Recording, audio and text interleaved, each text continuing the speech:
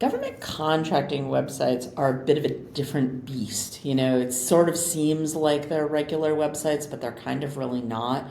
And some government contracting websites are great, they do them super well, and others, not quite as much, right? Yeah. So there's some simple things that we, from our digital agency perspective, look at where we can say, okay, this was designed by people who really know and understand government contracting websites, and other from those that are they just maybe went to a normal an everyday other kind of digital agency that doesn't have experience with those. So today, my colleague Laura and I, we're going to talk about what are those sort of differentiators that we look at that we know, yeah, this was designed by somebody who really actually knows what they're doing.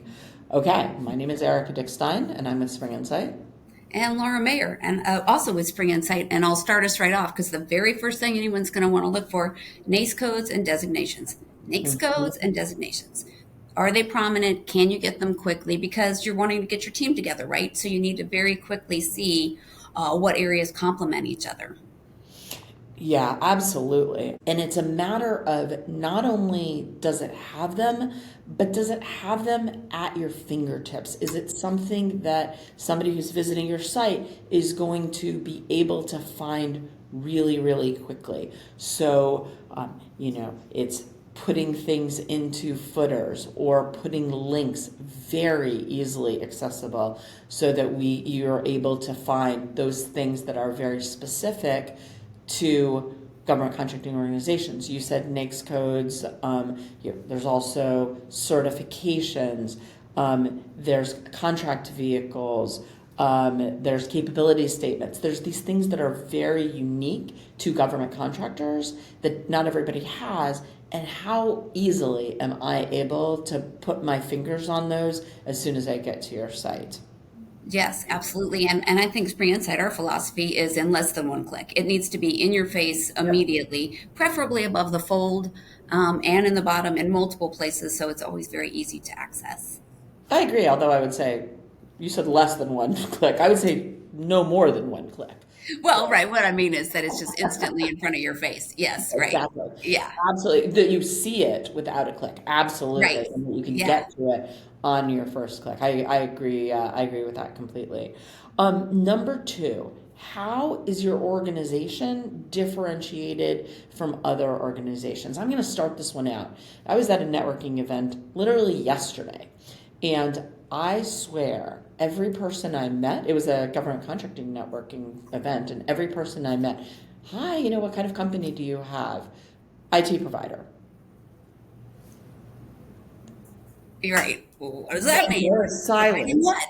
Yeah. because there are so many of them, and they sort of say IT provider. Well, okay, but what makes you different? What is the problem you're solving? How are you different from all the other people? Because I know every single one of them is different and they're all solving different problems, but making sure that your website truly reflects that, and that when somebody comes to your website, you want them to really be able to look at that site immediately and say, oh, I get them. They are able to solve my problem. And the only way you're going to be able to do that is by differentiating, talking about why you are uniquely skilled to solve that problem. Yeah, and mapping that content out in your website and having it clear and accessible. But I think while we're talking about the website, it rolls right into the third thing we want to talk about. And from the technical perspective, I think is so important and often overlooked is, are you built to scale? Can you scale quickly?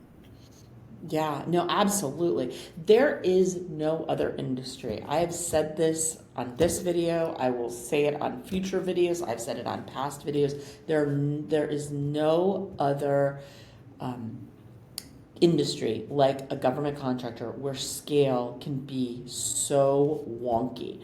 You have somebody, they've left their job, they've started out, maybe them and a friend, they have a great solution, they get a big contract. All of a sudden, they're going to go from this little two-person place to a huge company, and they're going to do so very, very quickly. So Yes. what you really want in a website is this ability to scale. Maybe not on your first website, but on your second and third and fourth, you really do need to be able to scale up and, God forbid, but also scale back. And so what do we mean? What do we mean by that? We mean having team pages that are easily, that you can easily update. Oh, by the way, we also mean really robust place to be able to hire people, because every government contractor that I know, always has this moment where they're like, yay, we won this big project. Holy crap, we have to staff this big project, right? So it's a matter of, by the way, putting in there what you need to be able to hire quickly, get information out about open jobs that you have, and attract the right talent. Yeah, I would say from a technical project manager's perspective, this is an area that is often very much overlooked and underdeveloped if it's not your area of expertise, right?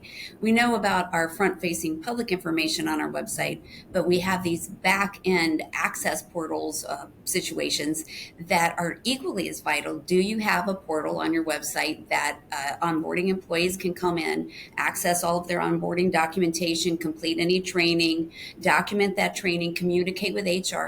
Those things are very important for scale. Also, you mentioned, Erica, your new client, the government contracting's client, may want a portal as well to the website to see the work you're doing, to see updates, to have a central space to communicate. So those back end measures, even if you don't need them right in the beginning, right, you can build with the plumbing in, if you so to speak, right, with a thought that we might not need this now, but let's build this in such a way so that when we're ready, we're set to go.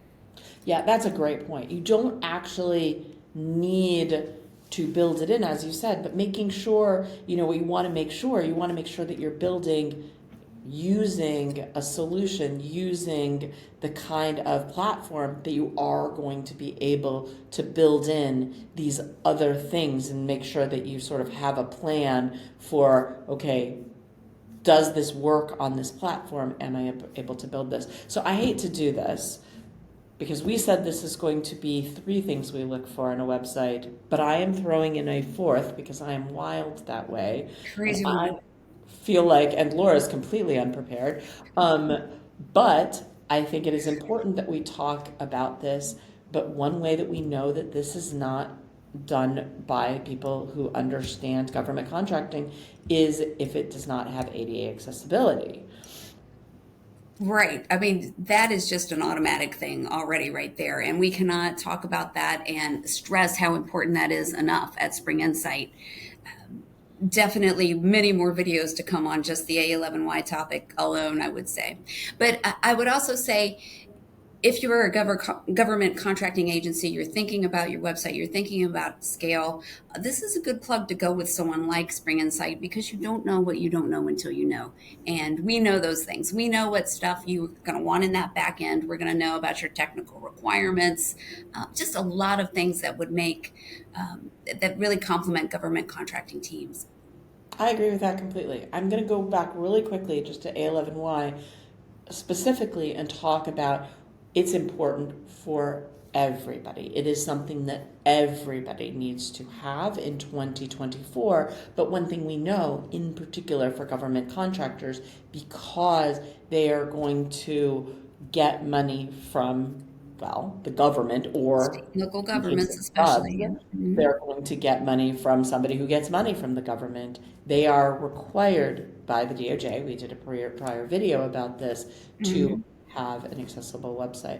So Laura has already started to say this, but it is very important to work with a team that knows and understands government contractors, that really is able to build out a website knowing coming in what are these differences and how are government contractors unique beasts. And that is why we would love to work with you. So if you have a website now or need a website and you want to talk about how you can make it even better, I hope that you will schedule an assessment with us. Our website is www.springinsight.com.